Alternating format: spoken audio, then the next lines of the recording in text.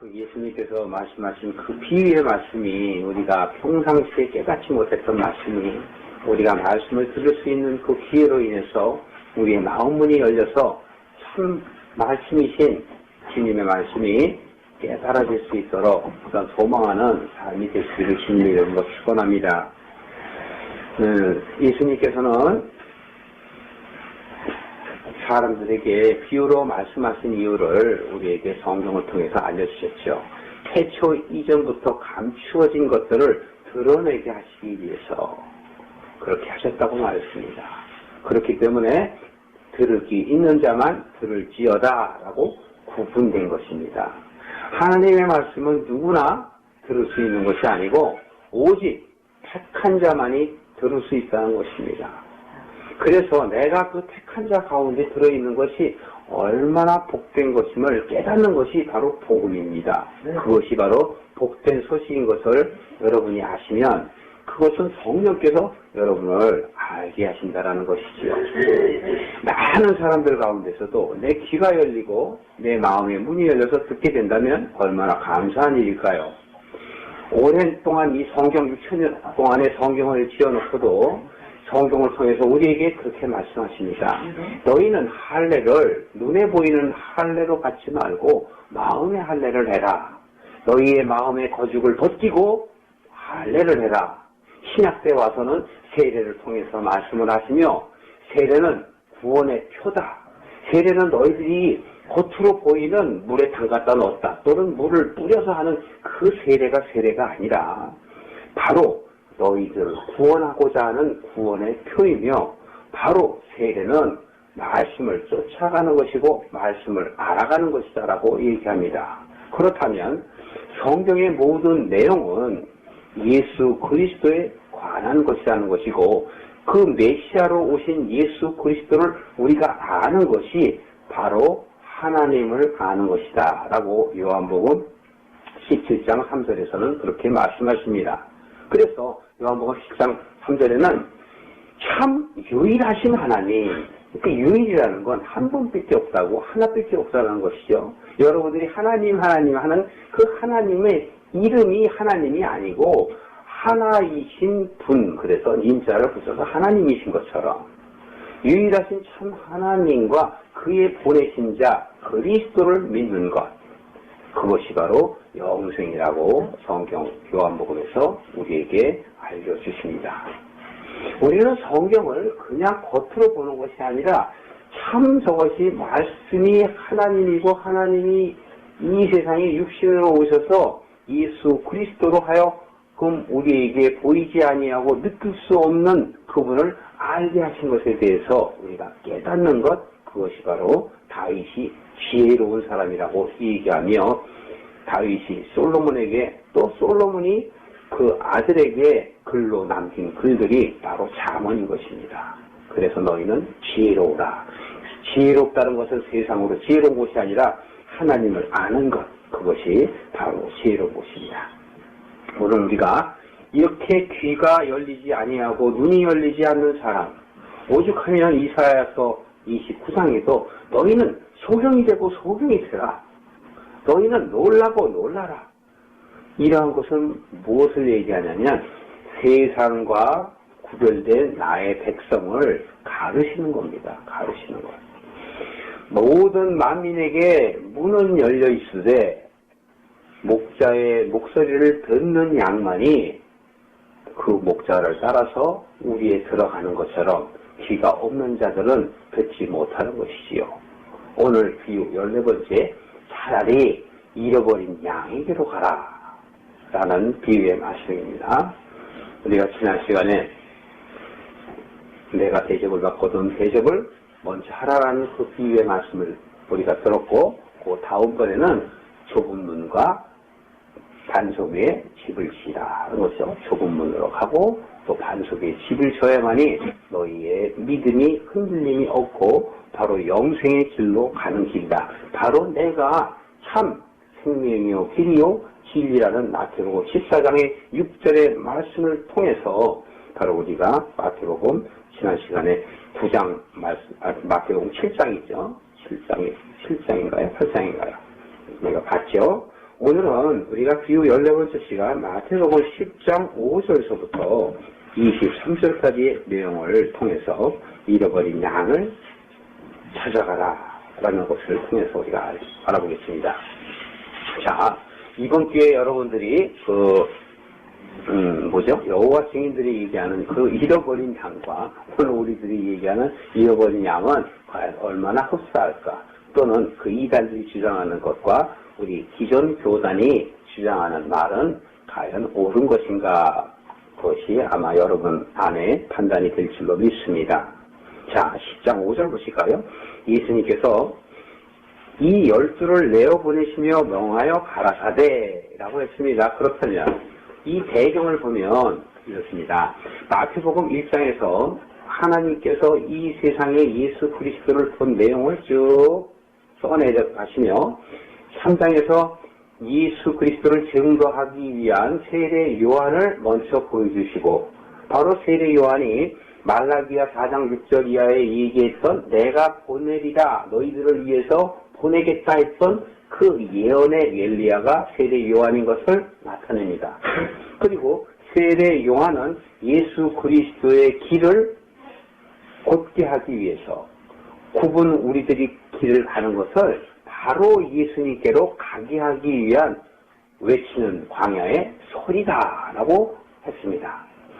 마태복음 4장에서는 예수님께서 이 세상 사람들과 똑같이 모범을 보이시기 위해서 시험을 받습니다. 예수님께서 시험을 받는다는 것은 모든 사람들이 그 미혹과 유혹, 창세기 3장에서 그 반역했으며 그 미혹에 빠져서 선악과를 먹게 된 그 죄악을 다시 신약시대에 예수님이 그대로 보여주시며 나는 첫사람인 아담이 실패한 것처럼 가지 아니하고 승리한다라는 것을 보여주셔서 우리로 하여금 눈을 뜨게 하시는 거예요.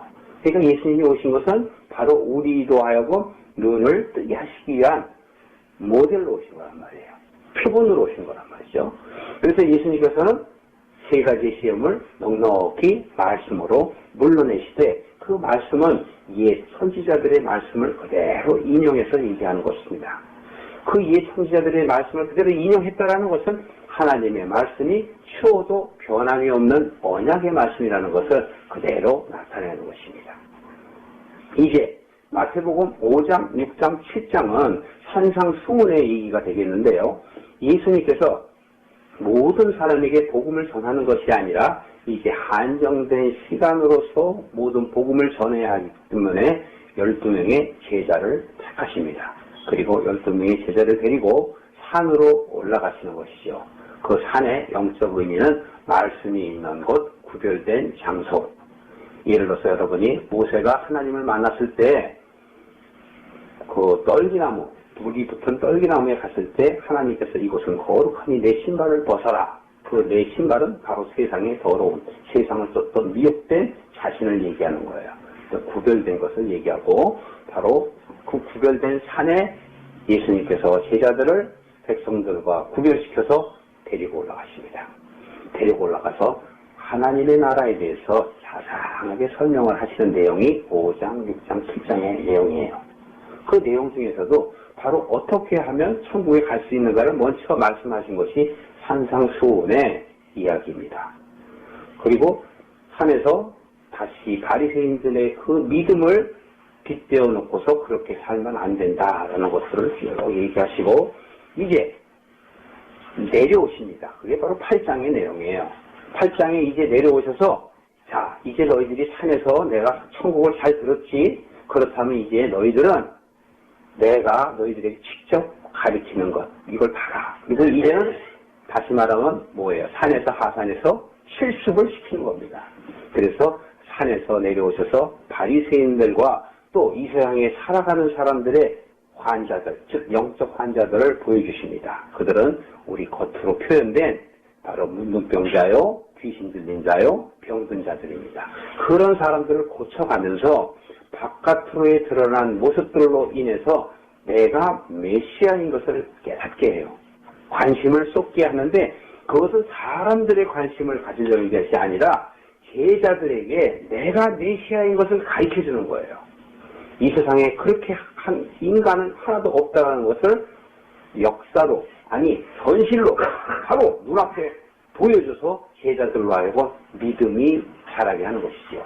그 이후에 9장에 가면은 뭐냐면 너희들이 바깥으로 드러나는 그것 보여줬지만 이제 너희들 안으로 마음이 변해야 된다라는 내용이 바로 9장의 말씀인 것이에요.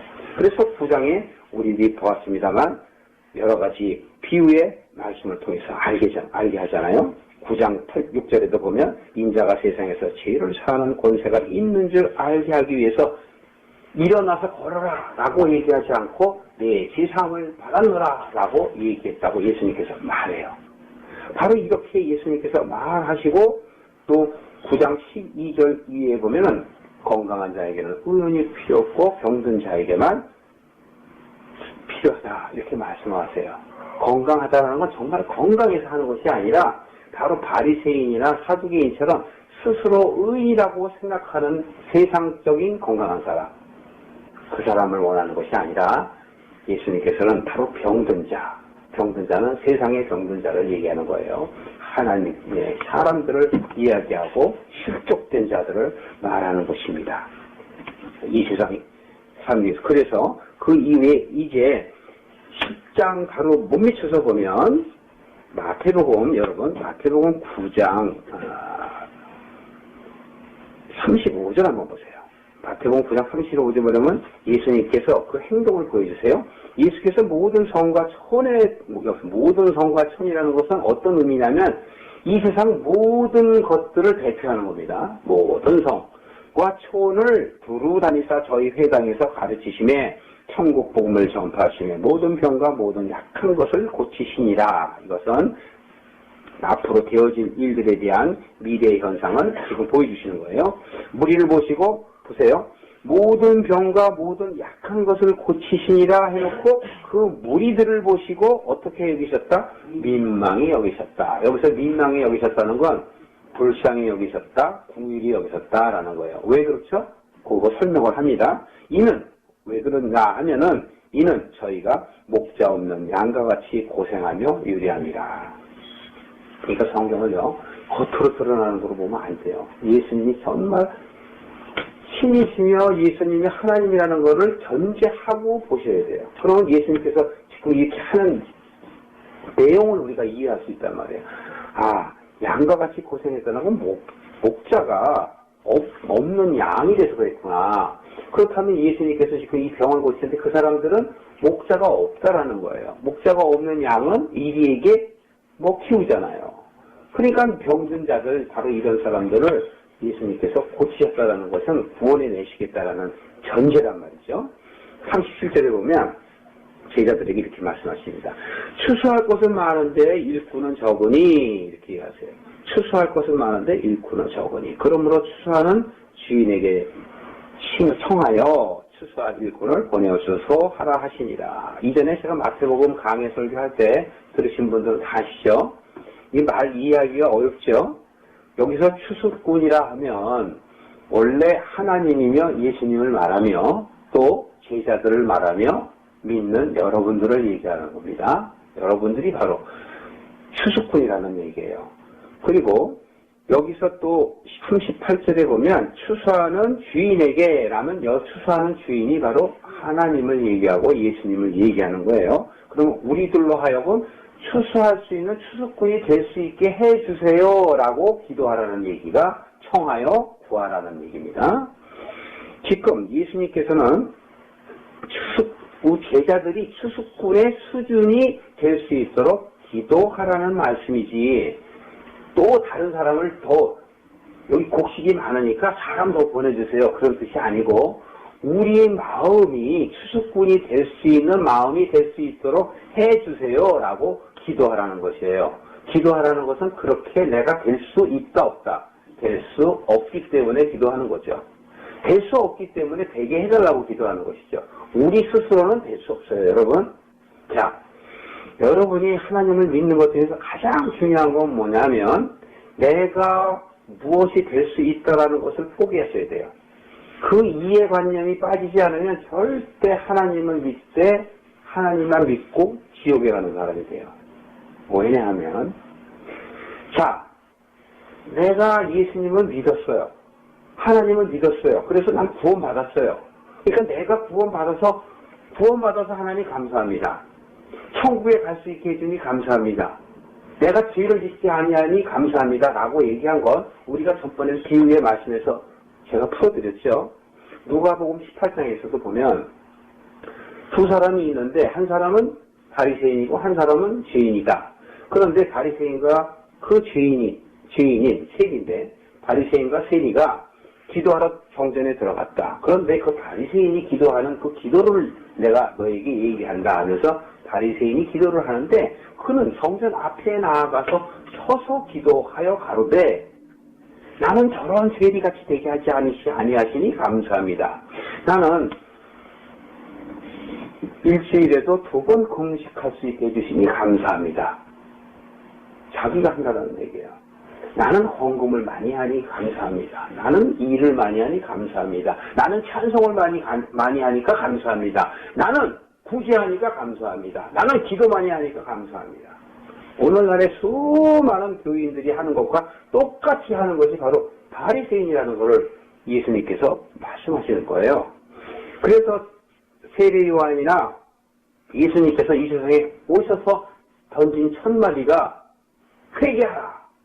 천국이 가까웠느니라 얘기하는 거예요. 그것은 왜냐하면 내가 천국이고 예수님께서 하나님이고 말씀인데 이게 왔으니까 너희들이 받아들이면 가깝게 와 있는 현실의 나를 직시하고 깨닫는 자는 천국이 들어오는 것이다 라는 것을 말하는 것이지요.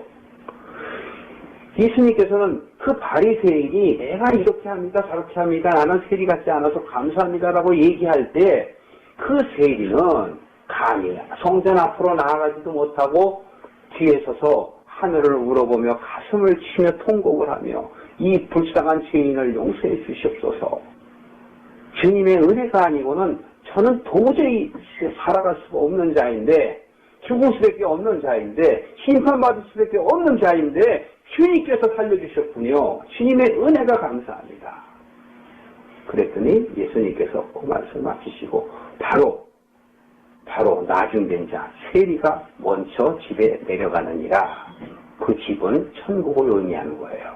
근데 집으로 보시면 아니고 그냥 기도하고 교회에서 기도하고 갔다 그렇게 보시면 안 된단 말이에요. 예수님이 왜 말씀하실까? 예수님께서 이 성경에 대해서 이 말씀하시는 것이 신약의 말씀인데 이 신약의 말씀은 너무너무 귀한 거예요.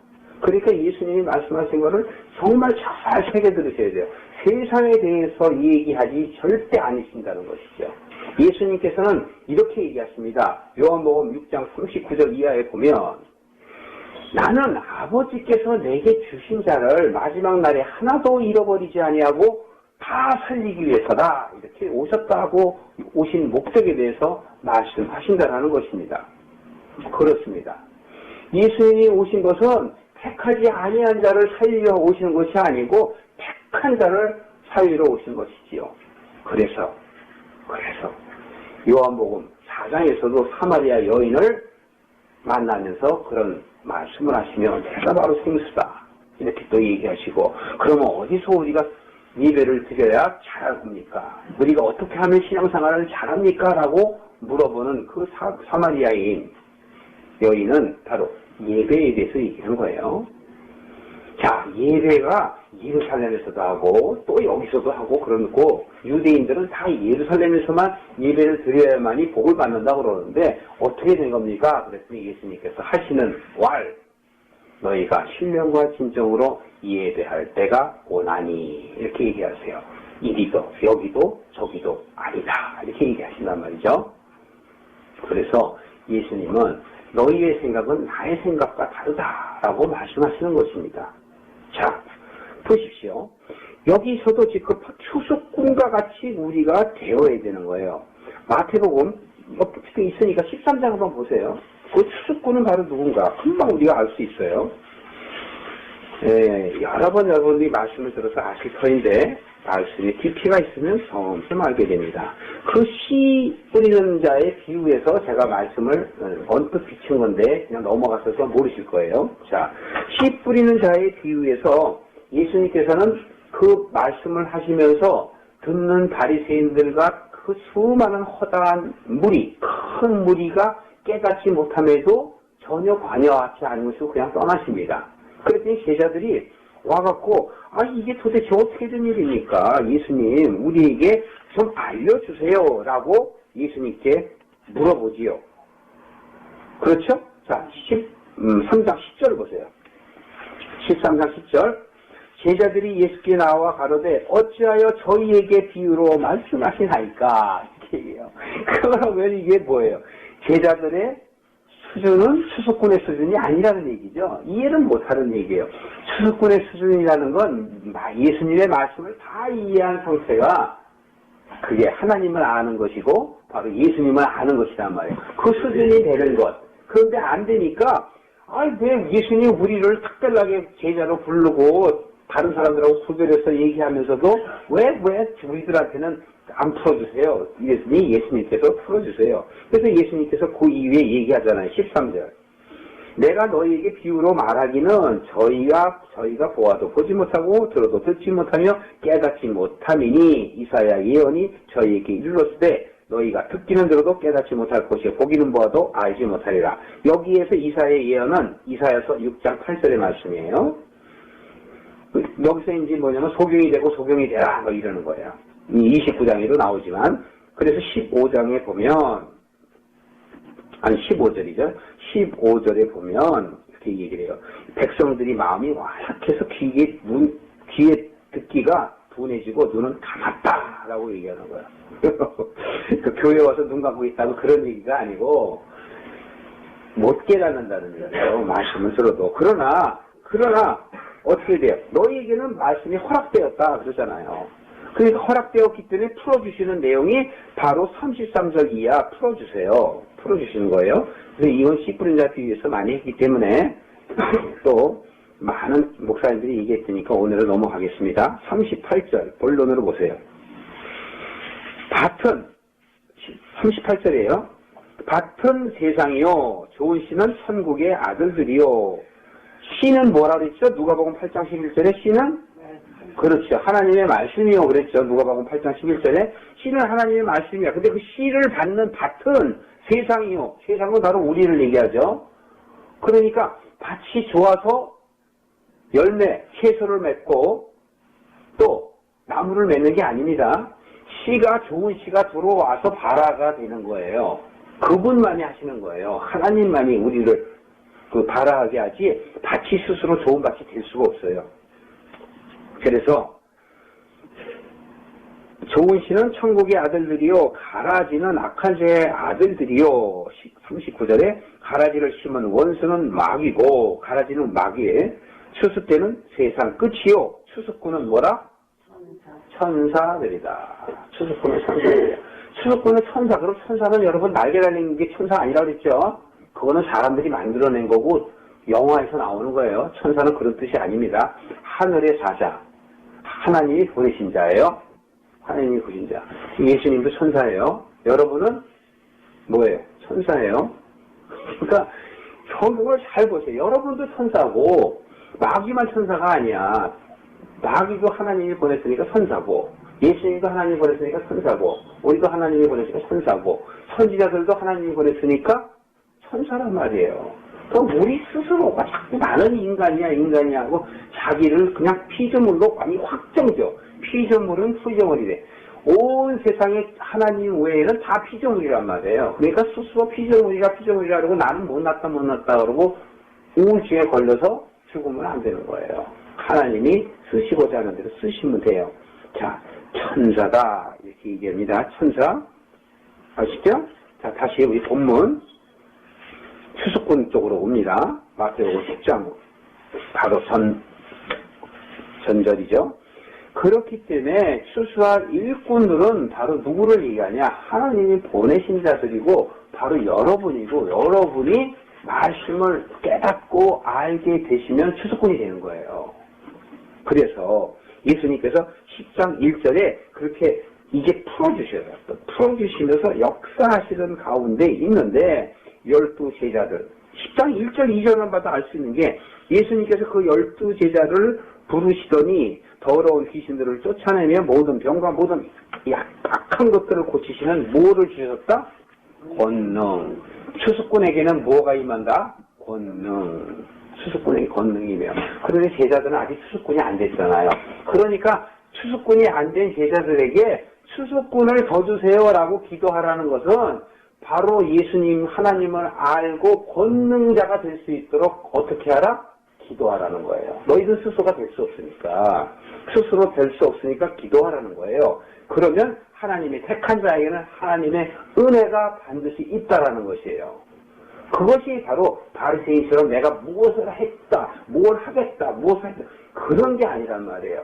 어떻게 하면 될까요? 라고 이야기하는 사람이 되어야 된단 말이야. 말하자면 은혜를 구하는 사람이 되어야 된다는 거예요. 그랬더니 아직 추수꾼도 안 된 이 제자들을 바로 앞으로 추수꾼이 될 모형입니다. 모델을 이미 보여주시고 우리도 그렇게 될 수 있다는 것을 이미 그림을 먼저 보여주시는 거예요. 결론을 먼저 보여주시고 니들이 그렇게 따라오면 된다. 알았지? 예수님은 너무 자상하시고 얘기꾼이세요. 아주 살살살살 풀어내신다고. 지혜 덩어리. 그러니까 예수님이 능력이요 지혜라고 골로새서 2장에 말씀하잖아요. 예수님은 그리스도는 능력이시요 그리스도는 지혜시라 그러잖아요. 2절에 보십시오. 12사도의 이름은 이러하니 하고서 베드로서부터 12명의 이름을 쭉 씁니다. 4절까지 가롯 유다까지도 심지어 맨 마지막에 넣어요. 그러면 지금 이 제자들이 결국엔 어떻게 되었다?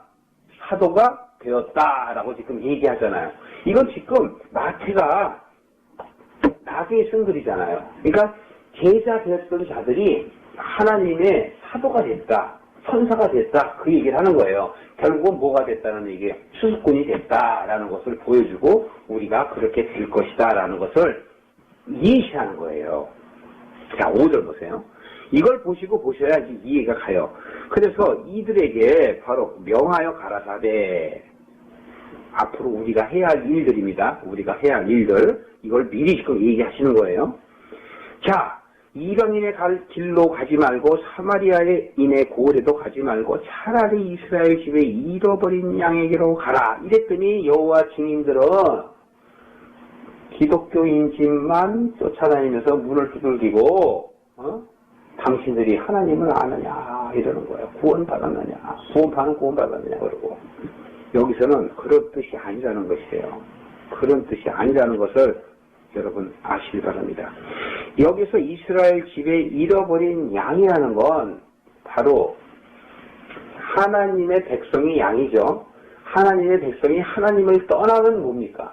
잃어버린 양이죠. 그리고 잃어버린 양의 비유 저번에 했죠.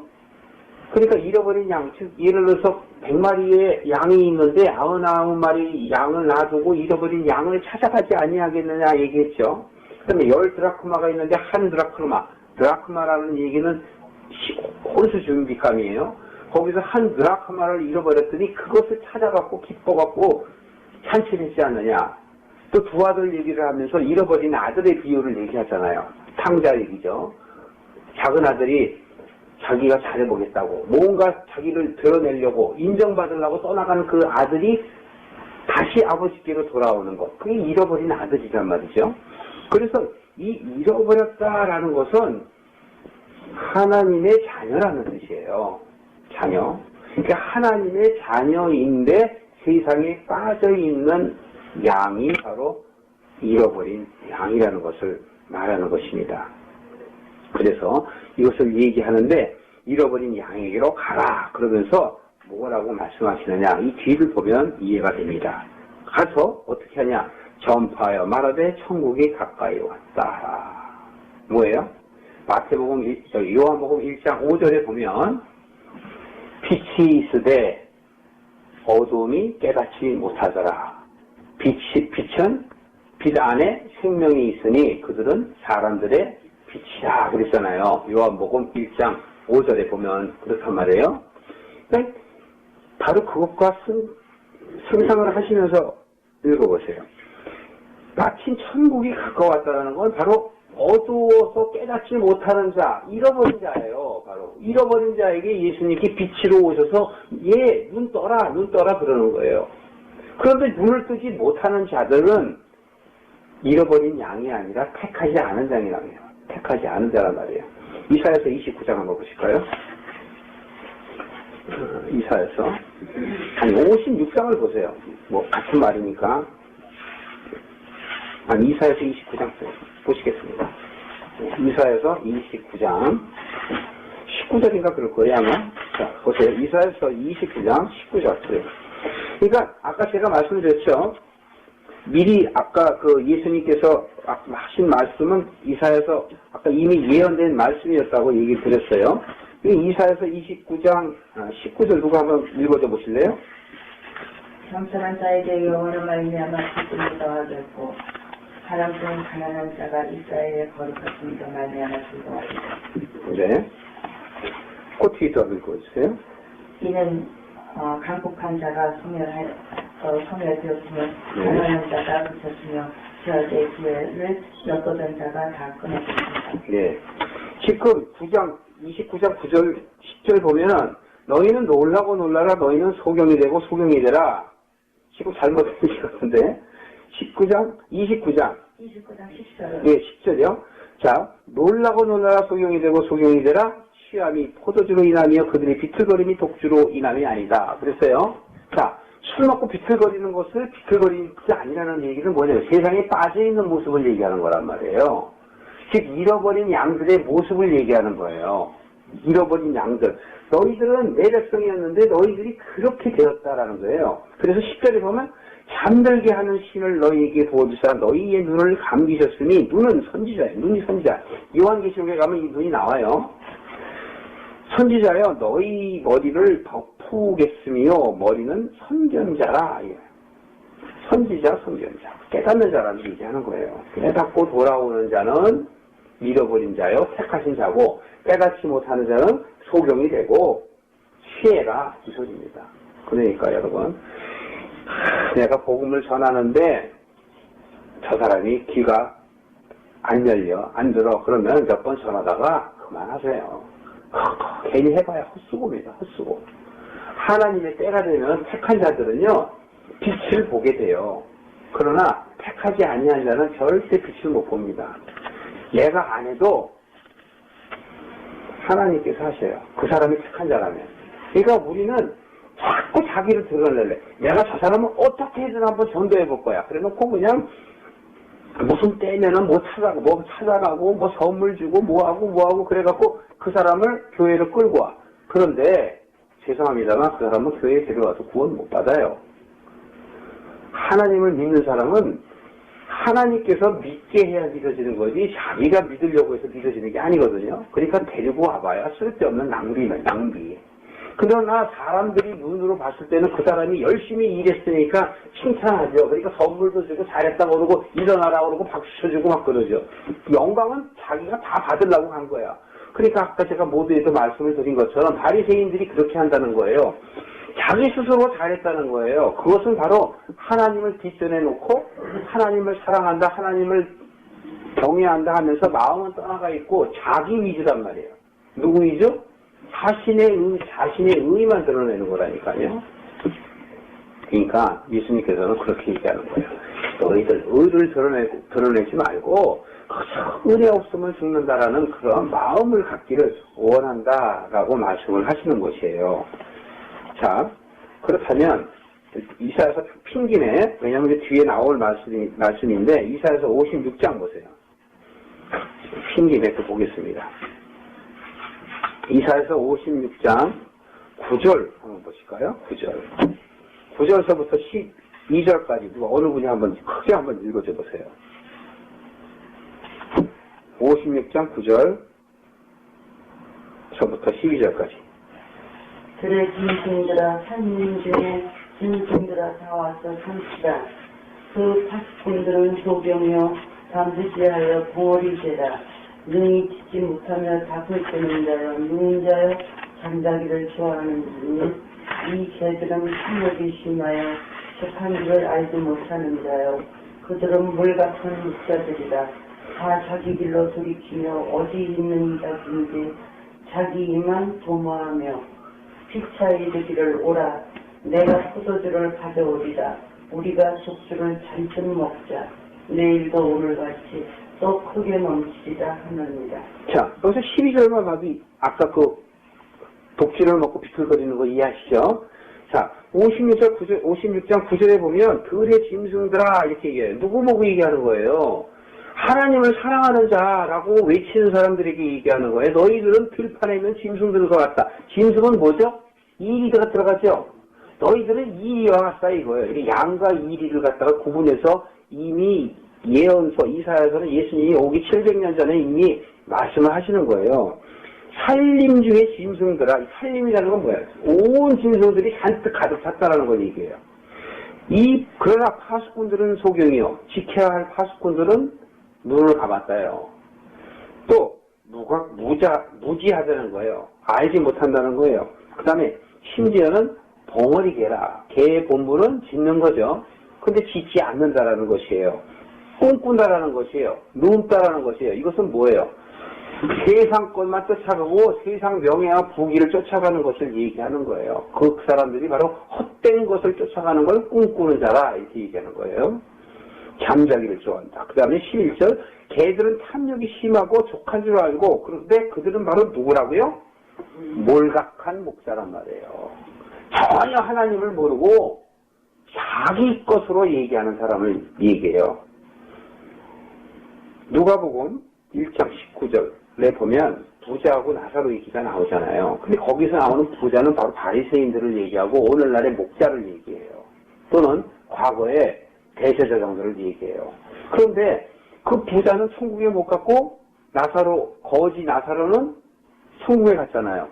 그러니까 그거를 빗대어서 얘기하는 거예요. 너희들이 결국 그렇게 가면은 천국에 못 간다. 아버지 나라에 못 간다라는 얘기예요. 그리고 그것은 너희들은 착한 자가 아니라는 얘기인데 바리새인들에게 초점을 맞춘 게 아니라 누구한테 초점을 맞췄을까요? 잃어버린 양인 죄인 세리들에게 초점을 맞춘 거예요. 그래서 이야기를 해요. 그러면서 12절에 보면 포도주를 가져와라. 오늘도 어저께 먹은 것처럼 오늘도 독주를 잔뜩 먹자. 내일도 오늘같이 또 크게 넘치리라. 그런 거예요. 아까 본 이사야 29장 말씀하고 같은 거예요. 그러니까 정신없이 사는 사람들을 이야기하며 그들은 바로 택하지 않은 자들을 얘기하며 바로 이리를 얘기해요. 자, 그 뒤에 바로 이제 나오기 때문에 제가 먼저 봤습니다. 마태복음 10장으로 다시 오시면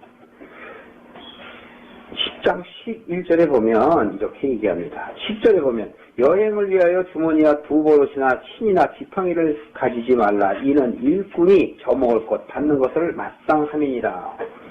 두 버릇을 갖지 말래요. 오늘날의 목사들에게 오늘날의 크리스찬들에게 하는 말입니다.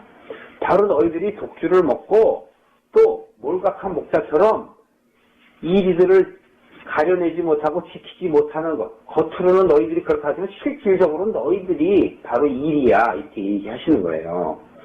그러면서 제자들에게 바로 그래. 그들을 쫓지 말라. 너희들에게 주머니 2개 갖지 마라.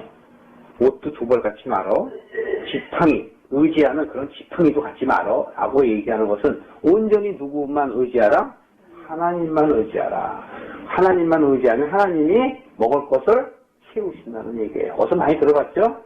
많이 들어봤죠? 마태복음 6장이나 누가복음 11장에 나와 있죠? 무엇을 먹을까 마실까 입을까? 염려하지 말라. 너희는 하나님의 나라와 의를 구하라. 그것은 바로 눈을 떠라 그 소리예요. 눈을 떠라. 너희들은 착한 자니까 눈을 떠라. 귀를 열어라. 네. 귀를 열어라. 그런 말씀입니다. 그래서 11절에 보면 아무 성이나 천에 들어가든지 그 중에 합당한 자를 찾아내어 너희 떠나기까지 거기서 머물라. 또 그 집에 들어가서 평안하기를 빌라. 그 집이 이에 합당하면 너희 빈 평안이 거기 임할 것이요 만일 합당치 아니하면 그 평안이 너희에게 돌아올 것이니라. 이것도 여러분 크리스찬으로서 오해하시면 안 됩니다. 평안은 뭐죠? 이스라엘 말로 샬롬. 샬롬이에요. 히브리 말로 샬롬인데 물론 이제 히브리 말이 그보다는 아람어죠. 아람어인데 그 당시에는 아람어를 썼으니까. 근데 여러분 내가 어느 집에 가서 기도할 때 그 기도하는 것이 그 사람이 받으면은 저도 예전에는 그렇게 생각했어요. 무지해서. 그러니까 제 믿음이 믿음이 어렸을 때는 그랬죠. 평안하고 저 집을 위해서 기도해줘. 그러니까 어디로 가면 여러분들이 기도하잖아요. 그죠? 그런데 알고 기도하셔야 되는 거예요. 모르고 기도하면 말짱할 거라고. 그냥 가서 샬롬 이 집에 평안이 있게 해주세요. 뭐 해주세요. 시사니까 목사님들이고 권사님들이고 집사님들이고 신방가고 그러면 뭘 알고 하셔야 돼요. 모르시면은 잘못되면은 자기 의만 들어낸다고. 여기에서 평안하시오. 살롬이라는 거는 바로 평안하십시오라고 이스라엘의 그 사람들 바깥으로 드러나는 인사지만 평안하십시오라고 하는 거지만 그 내용의 원어를 보면 뭐냐면 예수님을 전하라는 거예요. 예수님을 전하는 거예요. 그러니까 사실은 샬롬은 예수 믿으세요라는 얘기예요. 그 안에. 그러나 그 사람들은 예수 오기 전서부터 있었기 때문에 그런 얘기를 안 해요. 그러니까 우리가 기도한다는 건 뭐냐면 이 집에 거하는 사람들이 예수님의 제자가 되게 해주세요라고 기도하는 거예요. 잘 먹고 잘 살라고 기도하는 게 아니에요. 평안이라는 건 이 세상의 복을 얘기하는 것이 아니라 예수님을 알게 해주세요. 예수님의 제자가 될 수 있게 해주세요라고 여러분들이 기도해 주시는 거예요. 기도해 주시는 거. 그러니까 세상 복처럼 얘기하셔갖고 안 들면 내가 복 받지라고 무지한 말을 하는 사람들이 있거든요. 내가 기도해줘서 안 받으면 내가 다 받으면 얼마나 좋아. 뭐 이렇게 하지만 아이고 그런 얘기 들으면 아주 답답해. 진짜 뭐 알고 얘기해야지. 그런 얘기가 아니라는 얘기죠. 예를 들어서 그렇게 했을 때 기도했을 때 그 중에서 하나님의 은혜가 있고 택한 자들은 말씀이 들어오고 귀가 열리기 시작하거든요. 그러면 그 복음을 전한 자가 복이 돌아온다는 얘기지 그 사람이 안 받으면 돌아온다는 그런 뜻이 아니거든요. 14절에 보면 하나님이 다 책임지신다는 얘기예요.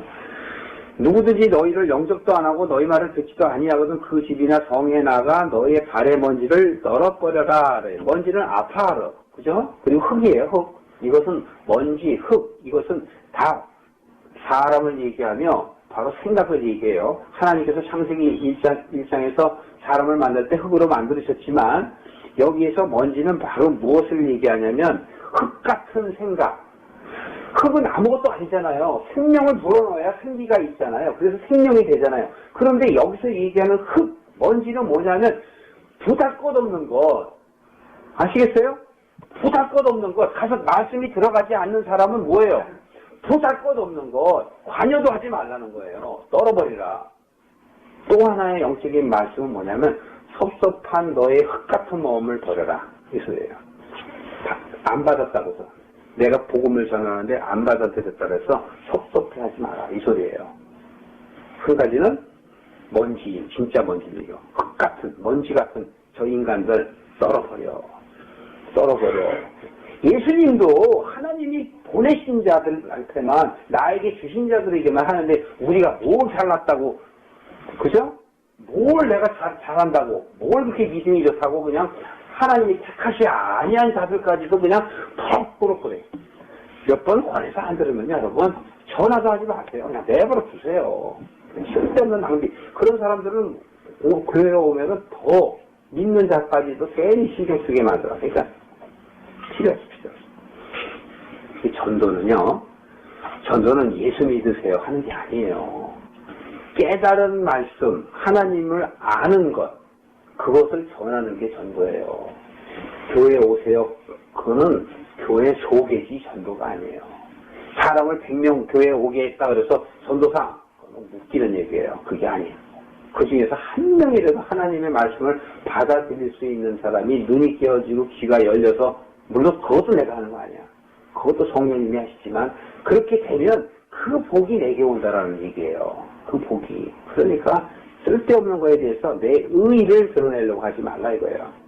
저는 우리 교회에 수백 명, 수천 명이 없어도 상관없어요. 그냥 몇 명이라도 그냥 주님의 말씀이 정말 그냥 내 안에 새겨지고 달콤하고 내 인생이 점점 더 바꿔져가고 그러면 그걸로서 저 좋게요.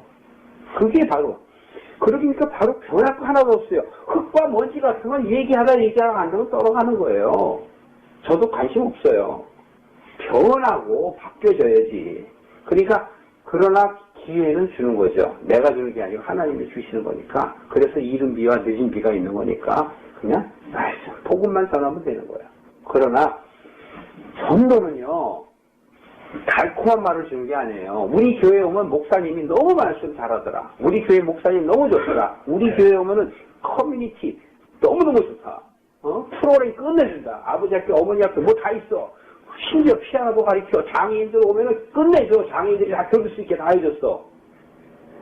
하나님은 그거 원하시는 거 아니에요. 제가 어저께도 저 큰 교회에서 그런 행사하고 하는 거 봤어요. 그러나 그들의 선한 행위가 나쁘다라는 것이 아니고 본질을 알라는 것이에요. 하나님이 정말 기뻐하시는 게 무엇인가? 그거를 깨달으는 얘기지. 그렇게 세상적으로 여러 사람을 더불어서 함께 하고 그런 건 선한 행위. 그러나 행위로 하나님 나라에 못 간다는 것을 깨달아야 된다는 얘기예요. 행위는 믿음으로 인해서 수반되는 거란 말이에요.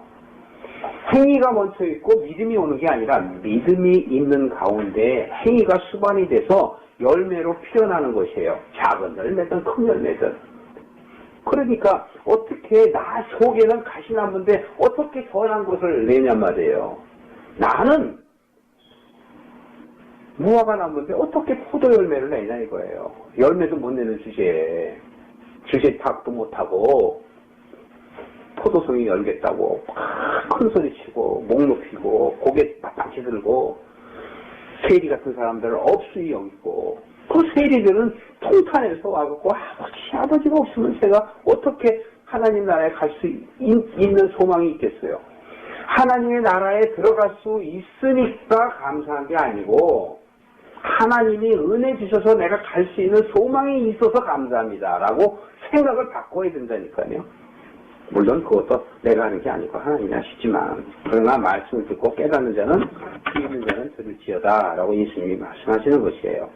그래서 15절을 보면 내가 진실로 이르는 심판날에 소돔과 고모라 땅이 그 성보다 견디기 쉬우리라 라는 것은 회개하는 자들 어려운 자들이 먼저 세리 같은 자들이 먼저 하나님의 나라에 들어간다라는 것을 이야기하며 16절 이하 보면 보라 내가 너희를 보낸과 같이 양을 이리 가운데 보낸과 같더라.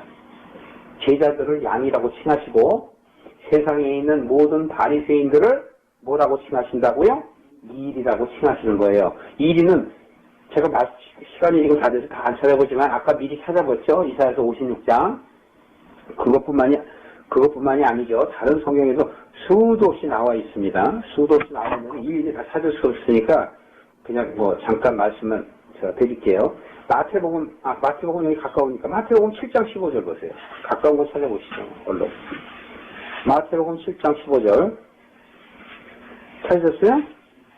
자, 거짓 선지자들을 삼가라. 양의 옷을 입고 너희에게 나오나 속에는 뭐 한다고요? 노략질하는 일이라. 노략질하는 일이라. 그리고 16절에 보면 저번에 이거 저희가 이제 비유 설명할 때 했으니까 열매로 그들을 알지니 가시나무에서 포도를 어떻게 열겠느냐? 엉겅퀴에서 어떻게 무화과를 따겠느냐? 그러죠? 이 사람들은 가시나무하고 엉겅퀴는 창세기 3장 18절에 나오는 말씀이라 그랬죠. 창세기 18장에서 선악과를 먹음으로 인해서 징계를 받는 가운데 남자들에게 뭘 한다고요? 가시나무하고 엉겅퀴를 낸다고 그랬잖아요. 그러면 결국은 그들은 열매를 못 맺는 자고 징계받은 자고 심판받을 자를 얘기하는 거예요. 그러니까 아담에게 속한 자는 어떤 자예요? 심판받을 자고 징계받을 자란 얘기예요. 그런데 포도나무 가지에 접붙여서 포도나무는 누구라 그랬어요? 예수님이란 말이에요. 예수님한테 접붙여서 우리가 접붙이면은 포도나무 열매를 맺을 수 있습니까? 없습니까? 있잖아요. 그래서 구원받는 거예요. 우리 스스로는 절대 구원 못 받아요. 포도나무 가지가 포도나무에서 떨어지면 말라서 빛이 흐르니 그것을 어떻게 하신다고요? 사람들이 태워서 버리지 않겠느냐? 예수님이 하지 않아도 사람들이 태워서 버리는 것처럼 결국은 불태워 버리지 아니하겠느냐라고 말씀하시는 거예요. 그러니까 우리의 공로는 있다 없다? 없어요. 여러분 제발 하십시오. 저도 그렇고 여러분도 그렇고 우리의 공로는 하나 없어요. 오직 예수 그리스도만이 아니면 우리는 못 가요. 그래서 길이요 진리요 생명이고 바로 좁은 문, 그 문이 바로 양의 문이고 예수님이란 말이에요. 예수님 위에 넘어가는 자는 다 도적이요 강도라. 도적이요 강도라. 그렇기 때문에 거짓 선지자를 삼가라. 오늘날에 좋게 보이고 좋게 보이는 거 여러분 따라가지 마시길 바랍니다. 그 안에 정말 하나님을 아는 말씀이 있으면 가십시오. 그러나 없다면 제발 나오십시오. 전도는 뭔지 아세요? 나와라가 전도예요. 전도. 깨달아라가 전도예요. 전도는요, 히브리 원어를 찾아보면요, 견책하라예요. 견책하라, 징계해라, 그래서 깨닫게 해라. 그런데 오늘날에 견책하고 징계하고 깨달으면요, 사람들 다 도망가요. 다 도망가는데 그 도망가는 사람들이 다 가라지라니까. 듣는 자들만이 하나님이 택한 자예요. 그렇기 때문에 하나님 나라에는 넓은 문으로 가는 사람은 많되 좁은 길로 가는 사람은 없다라는 거예요. 없다. 적다라고 얘기하죠. 왜? 길이 좁고 협착하다는 거예요. 보이기 아름답지 않다는 거죠. 진리를 얘기하고 진실을 얘기하는 사람들은 받아들이기가 어려워요. 왜냐하면 이 세상 모든 것들을 맨날 포기하려는데 자기를 부인하고 정과 욕심을 십자가에 박으라고 그러는데 그거 듣기 좋아하는 사람이 어딨냐 말이에요. 전도는 사람 이끌이고 야 우리 교회 이렇게 좋아. 그리고 우리 교회 가면 이런 모임도 있어 저런 모임도 있어. 그리고 호호거리고 하하거리고 좋다고 신이 나갖고 자기들끼리 잔치 맨날 해. 그러니까 하나님이 네가 언제 나한테 제사를 지냈느냐. 나는 너희들의 그 분양이 아주 역겹다. 기도도 듣기도 싫다 그러잖아요. 그런데 우리는 듣는다고. 하나님이 다 우리 기도 들어준다고. 믿는 자에게는 능치 못할 일이 없다고. 하나님은 우리의 말씀을 잃어가면서 믿는 자에는 다 구원해 그러면서. 물론 구원하지. 그러나 정말 네 마음에 믿냐 이거예요. 세상 거 다 지고 있으면서 양다리 고치고 또 이렇게 얘기합니다. 아니 그럼 어떻게 하나님만 보고 사냐. 먹고 다 살아야 되지 않느냐 이게. 그런 얘기하면요 아주 마음속에서 성령이 탄식을 해. 아이고 주여 언제 바뀌나. 생각이 바뀌지 않으면 절대 천국에 못 간다는 사실을 아셔야 돼요. 죄송합니다 여러분. 여러분의 마음을 아프게 해서. 그러나 그것이 진리거든요. 여러분들이 세상 것들에 자꾸 마음을 두고 그리 쫓아가면 양의 일이 탈을 쓴 이리에게로 가는 거예요. 사단에게 먹히는 거란 말이에요. 그렇기 때문에 그것은 갈아지고 사단이 힘은 원수 막이라고 그러지 않습니까 여러분. 그것들은 다 태워버린다 그러는데 우리가 그들하고 계속 친구가 되겠다 하면 어떻게 되겠습니까? 그래서 마태복음 10장의 이제 결론으로 맺겠습니다. 그래서 17절에 보면 이렇게 얘기합니다. 16절에 보라 내가 너희를 보내니 양을 이리 가운데 보내가갖고 또 너희는 뱀같이 지혜롭고 비둘기같이 순결하라. 어떡하라고요? 뱀같이 지혜롭고 비둘기같이 순결하라. 여기서 뱀에 대해서 오해가 없으시기 바랍니다. 뭐 우리 교인들은 예전서부터 설명해서 잘 알지만 여기서 뱀은 민수기에서 몇 장인가 지금 제가 기억이 안 나는데 민수기 23장인 것 같아요. 민수기 23장 23절에 있는 말씀일 거예요. 민수기에 보면은 이스라엘 백성이 출애굽해갖고 이제 가나안 땅으로 가는 거거든요. 가나안 땅으로 이제 곧 가. 그러니까 얼마나 기뻐. 그런데 하나님께서 가나안을 못 가게 하세요. 광야로 돌아가라 그래. 그랬더니 이스라엘 백성들이 분이 난 거야. 분이 나갖고 모세에게 대항을 해요. 그러니까 하나님께서 불뱀을 보내갖고 사람들 막 죽인다고요. 이스라엘 백성들을. 그러니까 이스라엘 백성들이 잘못했습니다. 이렇게 해갖고 모세한테 하나님한테 얘기해서 제발 살려주세요. 그랬더니 모세가 기도하니까 하나님께서 그러면 불뱀을 갖다가 불뱀을 장대 위에 달아라 그래요. 그래서 불뱀을 다룰 수가 없으니까 뭘 했어요? 녹뱀을 달았어. 녹뱀을 달아가서 올려놨더니 사람들이 그걸 보니까 살았어요. 그것은 뭐예요? 믿음을 회복하니까 사는 거고, 믿음이라는 건 뭐예요? 하나님을 아는 것. 그것이 믿음이에요. 근데 하나님을 모르는 것. 모르니까 반역하잖아요. 다시 애굽으로 가겠다고 그러고. 어떻게 우리가 그것만 있냐? 우리가 마늘도 먹어야 되고 먹을 거 고기도 먹어야 되고 그러는데 무슨 소리냐? 나는 세상을 이렇게 살아야 되는데 그러면서 악다구니 사면서 덤벼든단 말이에요. 그러면 거기에 대해서 네 말이 맞다 그럴 수는 없으니까 할 말을 잃어버려. 가만 내버려 두는 거야. 아이고 그래 고생 좀 더 해라. 광야 생활 더 해. 그래서 이스라엘 백성들이 48년 광야 생활을 한 거예요. 신명기 8장 5절에 보셨죠? 너희들을 광야 생활하게 한 것은 왜 그렇게 하겠다고요? 너희들을 낮추게 하시려고. 그리고 하나님의 말씀으로 사는 줄을 알게 하시려고. 그러니까 이 성경의 말씀이 얼마나 오묘합니까? 여기서도 그랬기 때문에 뱀같이, 비둘기같이. 비둘기는 여러분 어떻게 보시면 돼요? 예수님께서 하시니까 비둘기가 하늘에서 비둘기가 성령에 왔다. 그런 것이 아니라, 노아 방주 기억나세요? 노아 방주 때 사람들이 다 죽고 8명 살았는데, 보세요. 얼마나 이게 사실은 무시무시한 얘기예요. 그 10억이나 되는 인구가 다 죽었어요. 그리고 방주는 예수를 나타내는 거예요. 믿음 있는 사람들만 산다는 것을 얘기하는 거예요. 하나님의 은혜를 구하는 자만 사는 것을 노아의 방주에 표현한 건데, 그때 365일 동안 비가 창수가 차고 가고 다 죽었어요. 기식이 있는, 즉 호흡을 하는 거 다 죽었어. 그러고서 나중에 이제 비가 그쳤을 때 창문을 열고 뭐를 내보냈어요? 까마귀를 내보냈죠. 그 다음에 비둘기 내보냈죠. 근데 까마귀는 내보내는데 돌아오지 않았어요. 왜? 까마귀는 까마귀니까. 네. 까마귀는요, 시체 뜯어 먹잖아요. 그러니까 배에 바다에 둥둥 떠있는 그런 것들을 먹잖아요. 그러니까 거기 발디딜 때가 있으니까 안 오는 거야. 그런데 비둘기는 어떻게 했어요? 왔잖아요. 또 내보내니까, 일주일 후에 또 보내니까 또 왔어. 비둘기. 그 무슨 얘기예요? 왔다는 얘기는. 방주가 예수님이고 보냈는데 왔다는 얘기가 뭐예요? 깨달은 자들이고 믿는 자들을 비둘기로 표현하는 거예요. 그랬더니 나중에 안 왔더라 그러잖아요. 그들은 뭐예요? 세상에 나가서 주의 복음을 증거하는 주의 사자들을 의미하는 거예요. 그게 영적인 것들이 여러분 깨달아져야 되는데 처음에는 안 되니까 그저 주님의 말씀을 깨달은 말씀을 사모하고 기도하는 것, 그것이 바로 구하라, 찾으라, 부르리라. 기도할 때 성령을 주시면 성령이 우리로 하여금, 내가 깨닫는 게 아니에요.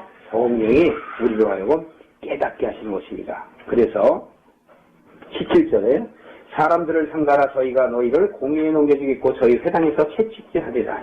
옛상 이것은 지금 17절서부터 23절까지 쭉 얘기하십니다. 근데 이것을 바깥으로 드러나는 현상으로만 보지 마시고 여러분 마음으로 생각하세요. 내 마음 안에 옛사람, 옛생각, 내가 이 세상을 쫓고 있는 그 마음들이 바로 이렇다라는 것을 바깥의 현상으로 우리에게 얘기하는 거예요.